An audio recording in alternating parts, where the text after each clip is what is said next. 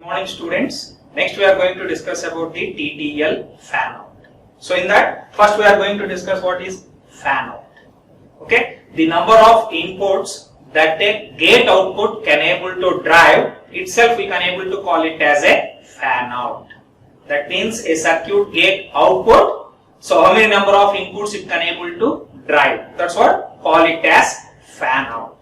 Okay. So coming to this, if I consider one example such as that, where CMOS or TTL circuit output driving CMOS inputs. If that is the case, then the fan out, theoretically we can able to say it as unlimited, that is infinite. Okay. So the case is whether CMOS or TTL circuit output driving CMOS inputs. In that particular case, the fan out is unlimited. That is because of where CMOS inputs they are going to consume the current to maintain inputs as in stable state. That means either in low state or in high state. To maintain it as a constant low at the input or to maintain constant high value at the input. So they are all going to consume certain current. So that current is very less.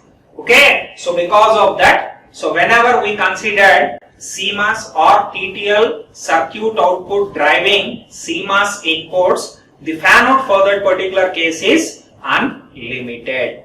So but that is not while in the case of TTL inputs. That means if you consider CMOS or TTL circuit output driving the TTL inputs, so at that time, so there must be a finite fan out value it consists of. That is because of while coming for TTL inputs, okay, they are going to consume current to maintain a constant low or high value is very high. So because of that, okay, fan out is so limited while in the case of, okay, we are going to get a finite value. So while we are considering this type of arrangement, that is whenever CMOS or TTL driving the TTL inputs. So because of that, in that particular case, we need to find out so what is the fan out value. And while we are realizing that particular circuit, so we should not give more than that particular one. Okay, so whatever value we got fan out, we have to stick to that. And that fan out value, so while we are applying, so we need to apply less than that particular fan out value only. That many inputs only we are supposed to give. You should not give greater than that particular fan out value. Okay, so in this particular case, our intention is to find out the fan out first for that particular case. So here we are going to consider a TTL circuit output driving 10 TTL inputs. If that is the case, then so how we can able to find out the fan out for that? So based on that same logic we can able to apply for any number of inputs. Okay. So coming to that, we need to know two parameters first of all. So those two are, so how we can able to find out fan out means, as I mentioned, TTL output driving the 10 TTL inputs. First we need to find out so what is the current required for each and every TTL input to maintain its input states as stable. That means either in low state or in high state, it needs to maintain a constant value. Okay. So for that, how much current they are going to consume. So that is the first point you need to know for each and every one. As I discussed, so 10 inputs we considered. So for all those individual current, how much currents required for each and every that particular TTL input to maintain that input state as constant. Okay. First we need to know that particular point. After that, so we are supposed to add all those 10. So input currents required. So we are supposed to add all those, and finally that resultant current must be less than that of whatever current driven by the driving circuit. Okay, so this is the case we are supposed to consider, and by means of knowing these two parameters, one is so much current required by each and every input. After that, we are supposed to add all those, and that current, that overall current must be less than the whatever current generated by the primary circuit. Okay, so by means of knowing those two, so how much at the output side it can able to generate, and input side how much they are consuming. Based on these two parameters, we can able to find out the fan out for the given circuits. And so while coming for low level, we need to find out, and also for high level also we need to find out, because fan outs may be different for low level and high level. They may or may not different. Okay.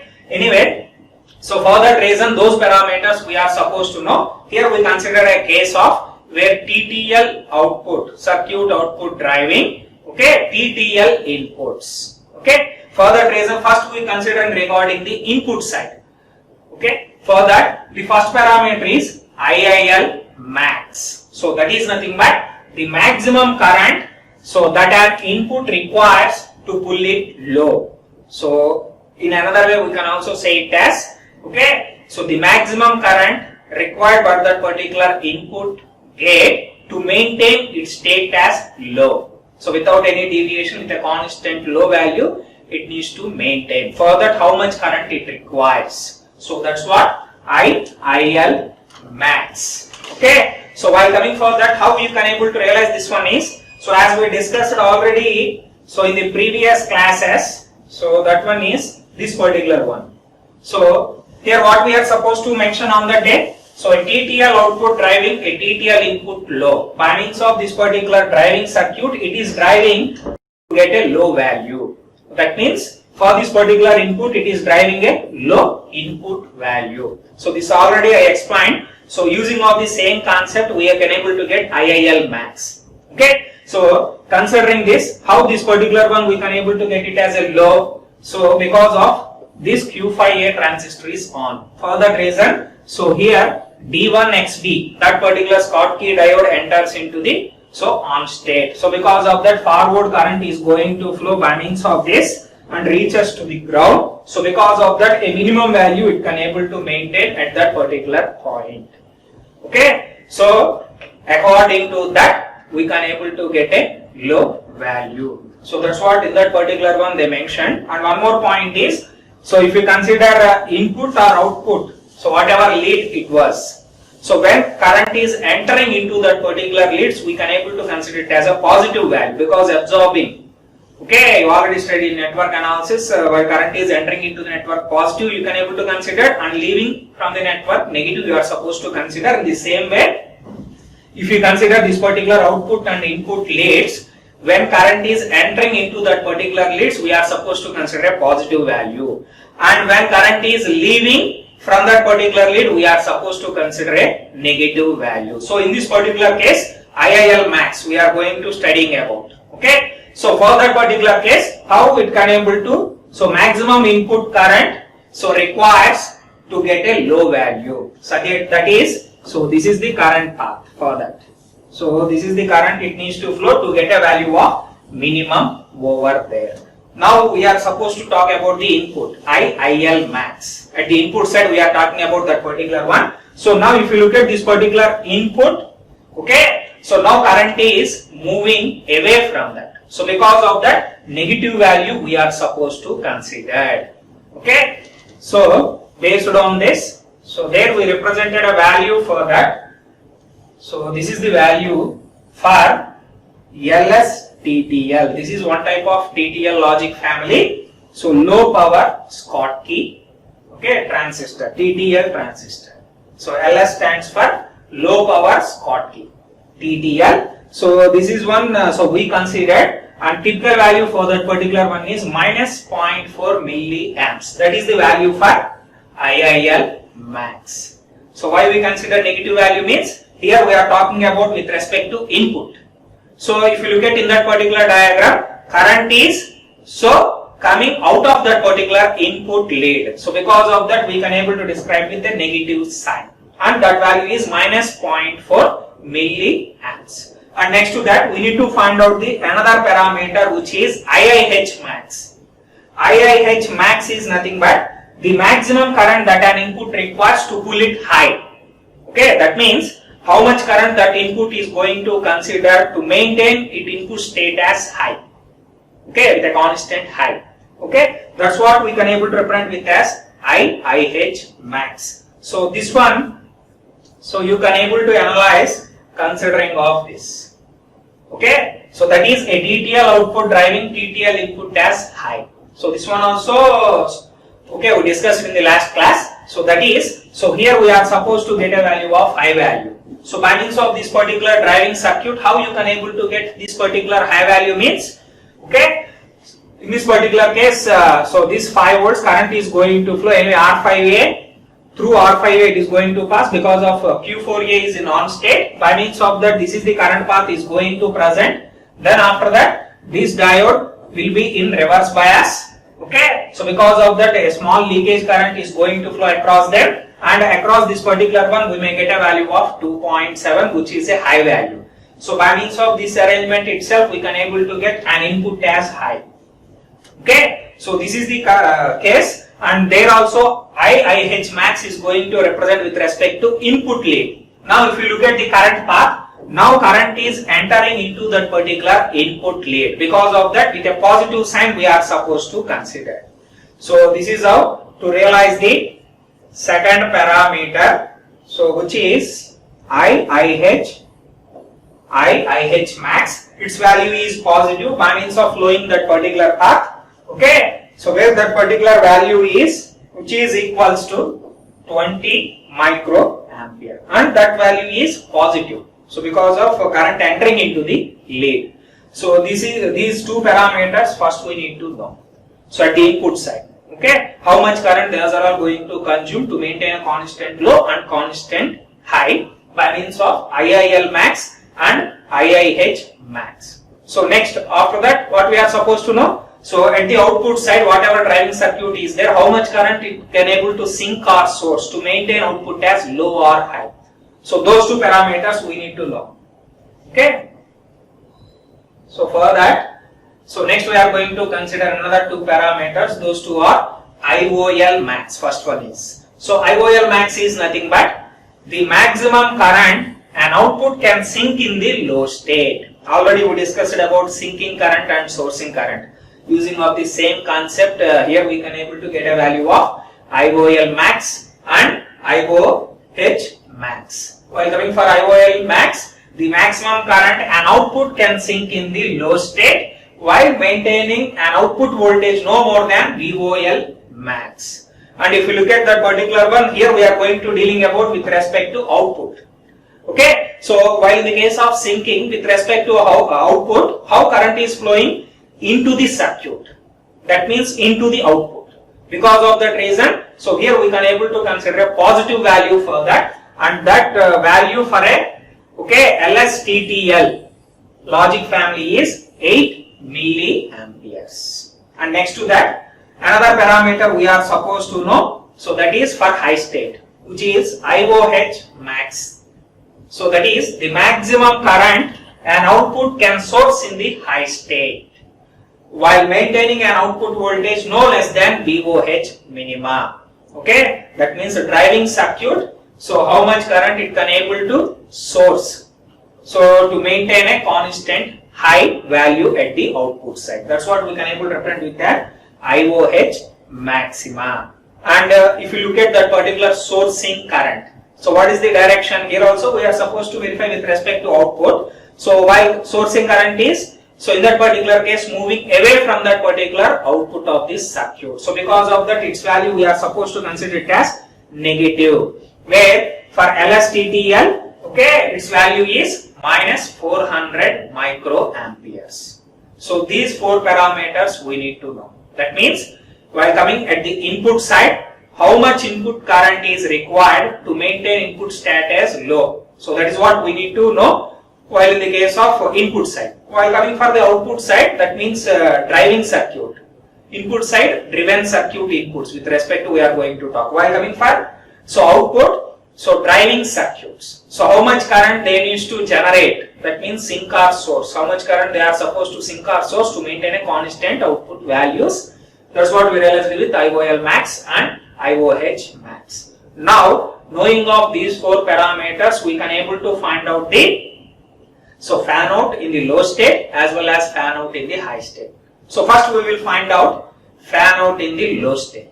Okay. So for that we need to know two parameters. Those two are IOL max, IIL max. Knowing of these two, we can able to realize the fan out in the low state.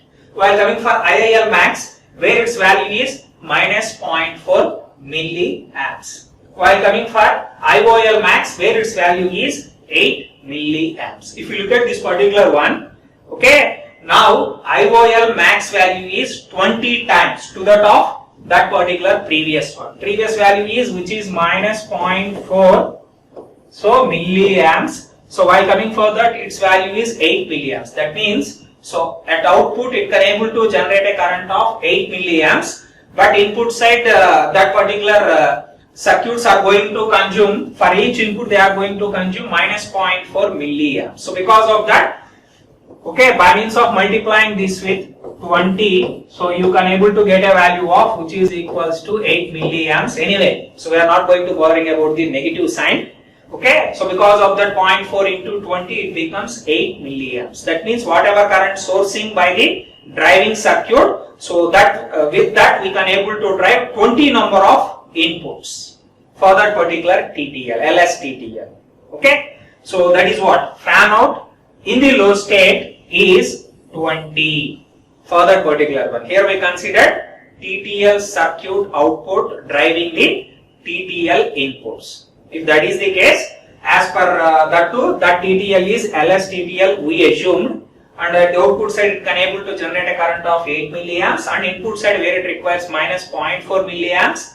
So based on that, okay, how many inputs this particular output can able to drive means, okay, 0.4 into 20. Because of that 20 inputs this particular LSTTL output can able to drive. From that we can able to say fan out in the low state is 20. Okay, so this is the value for that fan out value. Okay, in the same way we are supposed to find out for the high state. Okay, for high state, so we must have two values. So one is IOH max, where this particular value is minus 400 microamps, and while coming for, okay, IIH max, where this particular value is 20 microamps. So if you are comparing IIH max and IOH max, whether that value is 20, okay, this value is 20 times to that of the previous one. Okay, so because of that, so here also we got a fan out value of 20 in the high state as well.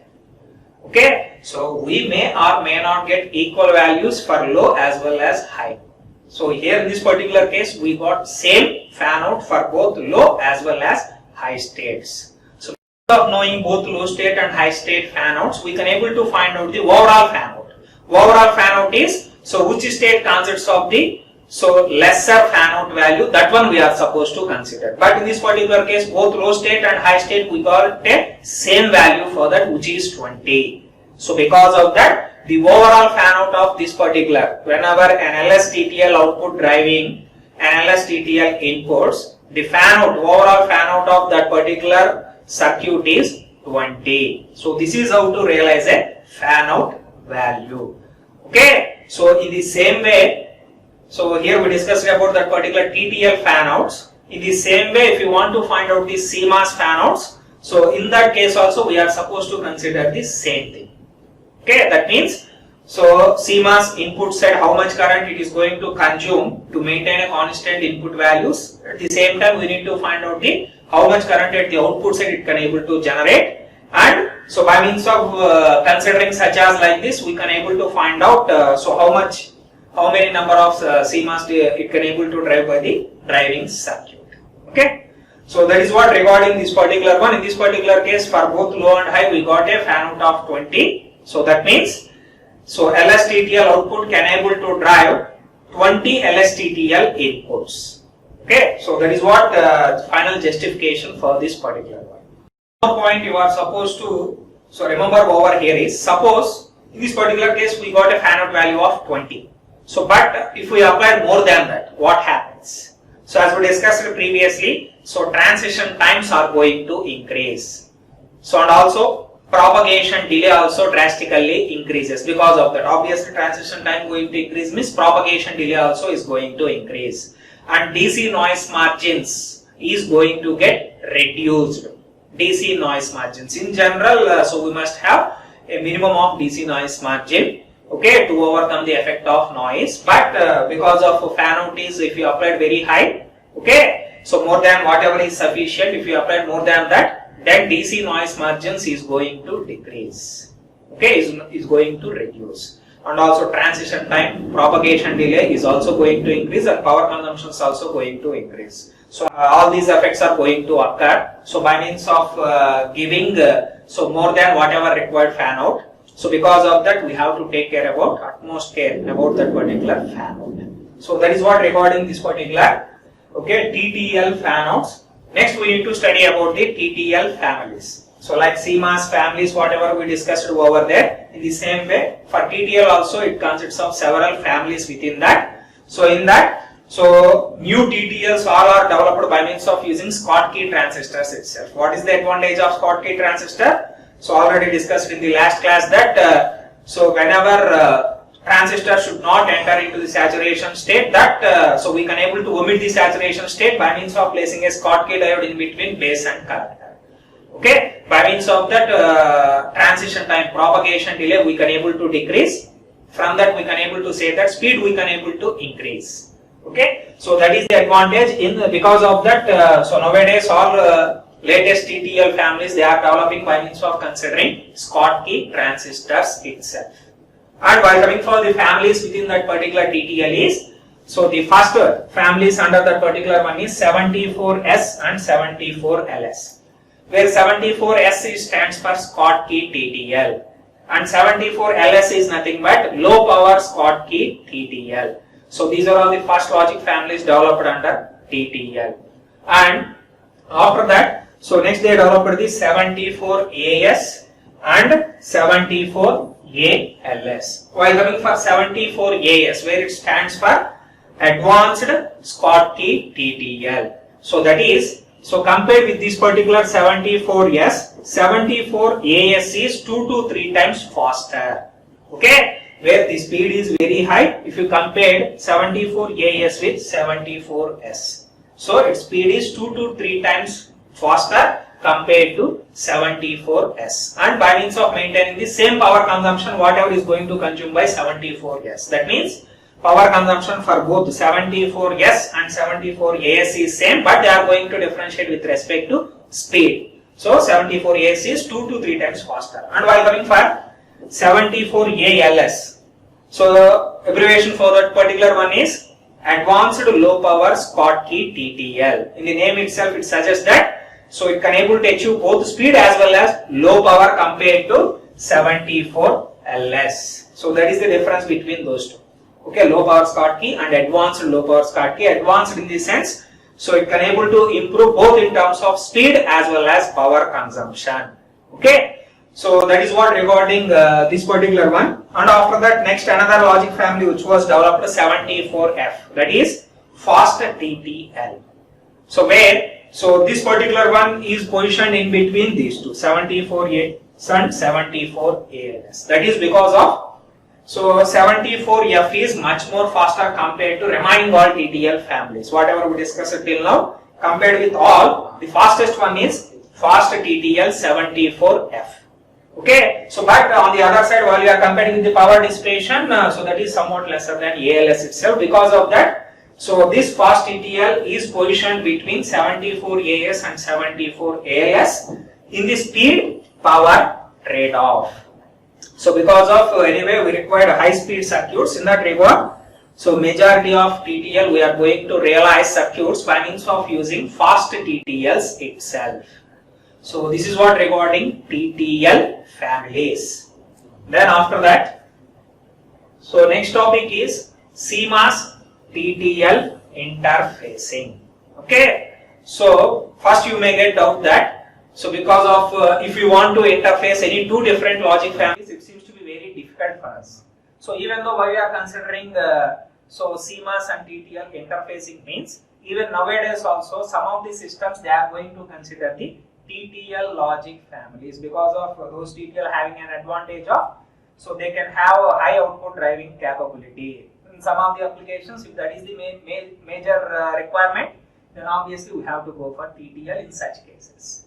So because of that, nowadays in some of the systems still we are using that particular TTL, and because of that reason, so situations arise where we are supposed to interface CMOS and TTL. And one more thing is, so all the components within a logic family is not available in another, so may or may not available. Okay, Suppose if I realize HC device, okay, HC logic family. Okay, while coming for CMOS, so what are all the logic families that we have as we discussed last sessions?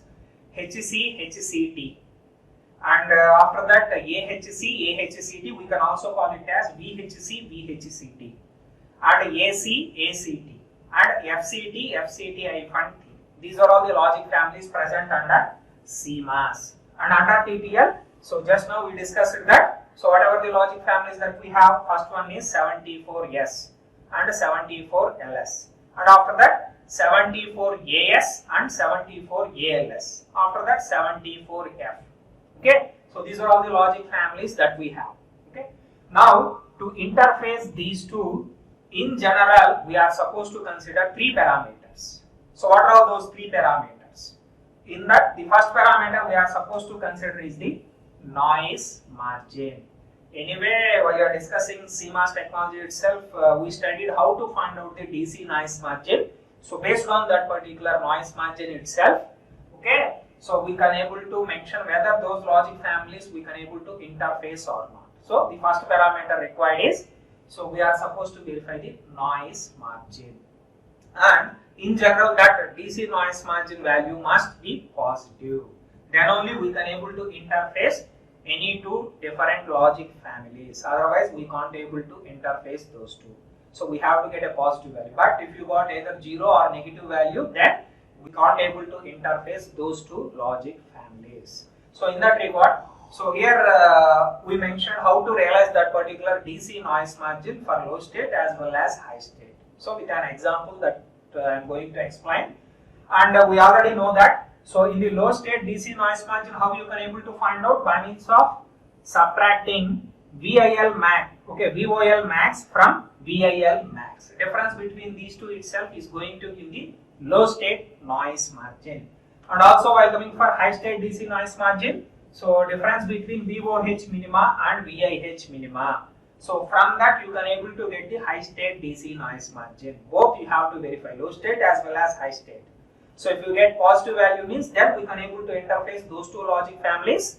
Okay, and if you got 0 or negative value, then we can't able to interface those two. Okay, so that is nothing but it must, those two logic families must have positive DC noise margins. So in this particular case, considering an example, so this is the output and input levels for interface TTL and CMOS families. So here I consider the outputs.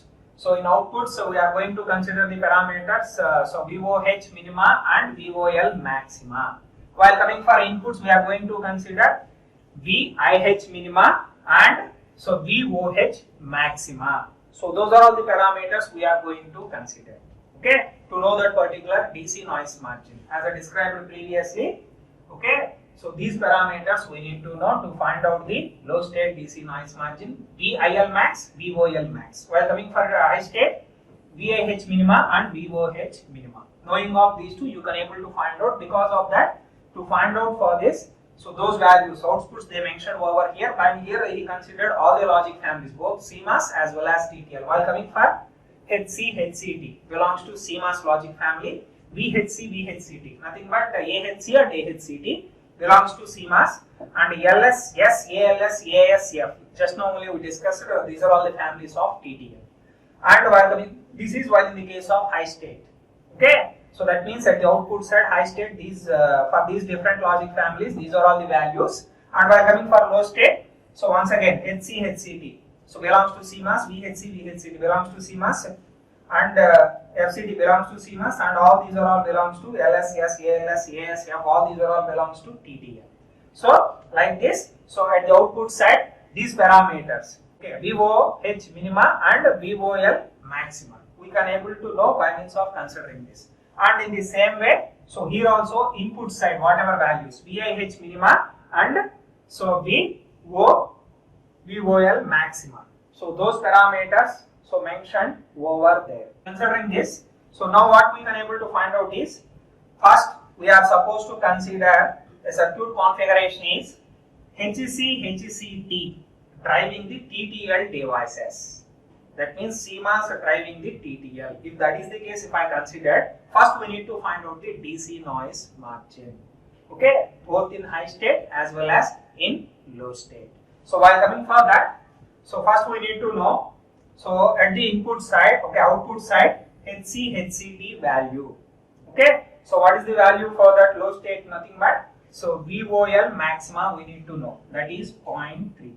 And while coming for that, this one for TTL, so all these are all belongs to TTL and its value is 0.8. And the formula for that particular one is, so VOL maxima minus VIL maxima. So considering that particular one, so 0.8 minus 0.33. So which will be, we are going to get a value of, so around 4.47. So that if you find out the same case while in the case of high state, so once again HCT driving the TTL devices. While coming for HCT, its value is 3.84, and while coming for TTL, its value is 2. And by means of subtracting these two, you can able to get it where that particular value is 3.84 minus 2.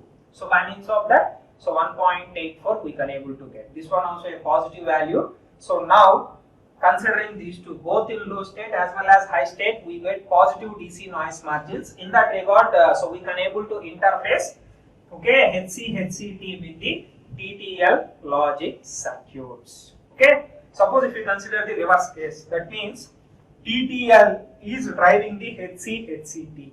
If that is the case, so while coming for outputs, we are supposed to consider that particular TTL.